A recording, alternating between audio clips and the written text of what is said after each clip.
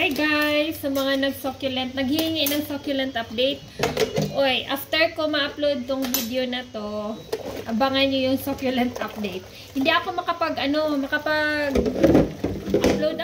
or video ng succulent kasi, every now and then, maglaba, hindi pa kasi kami dito nakatira sa bukid. Tapos, dito yung mga succulent ko na mga dinala. So, pag nakapunta ako dito, maglinis, maglaba, maghugas ng plato. O, ayan, daming hugasan na plato. Tapos magpakain, magluto. Alam nyo, ang dami kong gawain. Wala akong katulong.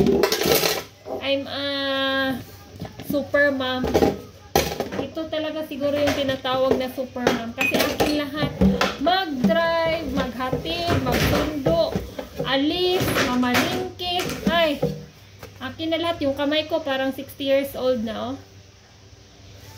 Pang 60 years old na. O, ayan. Ganyan ang mga mama. Pero alam nyo, hindi ko alam saan ko kinuha yung power. Kasi, okay naman. Nagagampanan ko naman. Siguro, kasanayan lang. Kasi pag hindi ka sanay, talaga ang sobrang hirap nung una. Ngayon, okay na. Parang caring na. Parang yung pagod, nai-immune na yung katawan ko sa pagod. Parang sana na lang yung pagod. Pag pagod, rest. Ganun ako for since pinanganak ko si Zamzam. Almost 1 year na akong walang tamang update sa mga succulents. Pero, buhay po sila, yung mga succulents ko. Doon sila sa likod. Mayroong mga natumba pagdating. Mayroong mga nabaliskad. Yung nabaliskad, natumba, nabali. Yung iba nalanta. Yung iba, dahil sa sobrang init na sunburn.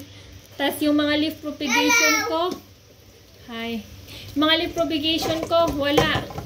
Nasunog ng grabing init. Tapos hindi nabantayan. Kasi bumisita ako dito sa mga succulents every 2 weeks talaga kasagaran. Kadalasan 2 weeks. Minsanan lang talaga ako maka once a week. 2 weeks, 3 weeks. Mayroon pa talaga yung time na once a month lang. So, sa mga succulents dyan, sa katagalan ko naman na ng succulents, nag-aalaga, mayroong humingi ng soil, care tips, soil mix. Paano daw mag-mix? Alam nyo, sa katagalan kong ng succulents, pwede naman siya talaga kahit anong soil. Basta, wag lang masyadong marami pag kaunti lang itatanim mo. Kasi hindi naman kailangan ng succulents yung maraming soil. Pwede na din siya walang pamis. Depende sa tingin mo. Basta, yung nakakamatay talaga sa succulents, yung biglain mo sa init. Yun, nalalanta sila sa sobrang tubig. So, kung magdilig ka once a week lang, the best talaga yung once a week. Tapos, wag yung palaging dilig ng dilig. Lalo na pag wala pang roots. Pwede yung dilig ka ng dilig kapag mainit. Mainit yung panahon. Pero, kapag mainit yung panahon naman, hintayin nyo muna kumalma yung soil. Like, magdilig ka 6 o'clock para kumalma yung soil. Yung init ng soil kasi nabilad sila sa sobrang init. Tapos, kung nadiligan mo naman siya, hindi pa kumalma yung soil, ay sigurado pagkabukas, magbigay na yan ng sinyalis na nalanta. O parang mag-action na siya na parang nasunog na parang nalanta, ganun.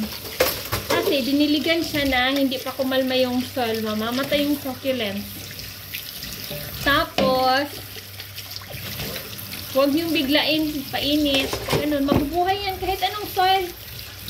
Bet ko nga yung, katagalan, bet ko yung land soil. Yung soil lang dito. Nagre-recycle ako ng soil. Basta, kung may fertilizer kayo, mag-fertilize kayo, the better. Oo. Ang pumapatay sa succulents, kumakain, kadalasan snail. Tapos, Yung pag maraming millibugs, yung sa tingin nyo hindi siya lumalaki, tapos okay naman sa taas. Minsan may mga millibug yan, millibugs. Kung wala sa stem, nasa roots. Silip-silipin nyo yung roots. Baka pinamahayan na ng millibugs. Ganon. Pampawala ng millibugs, bili na lang kayo ng fertilizer para mabilis. Fertilizer, yung insecticide. Meron naman yun sa mga garden shop. Tapos, sa fertilizer naman, pwede naman kayo yung mga kagaya nito, lanta-lanta. Ako, minsan, pag sa tingin ko, lanta na talaga yung tapos medyo mataba na yung lupa na tinatapunan ko ng mga malalanta. Minsan, doon ako kumukuha ng soil. Minsan, bumibili. Depende, pero buhay naman. Lalo na yung mga purple delight, hindi yun maarti sa soil. Purple delight, Mendoza, hindi yun maarti sa soil. Tapos, basta wag lang dilig ng dilig. Tapos naman, tapos na din ako maghugas. Tadang! So, ayan. Tapos, yung mga anak ko, kailangan ko din sila alagaan. Kaya, hindi ako masyado nakapag-upload, nakapag-vlog. So, mag-update ako. Next, upload ko dito din. Next upload, ito na yung update na ng succulent sale. Bye guys!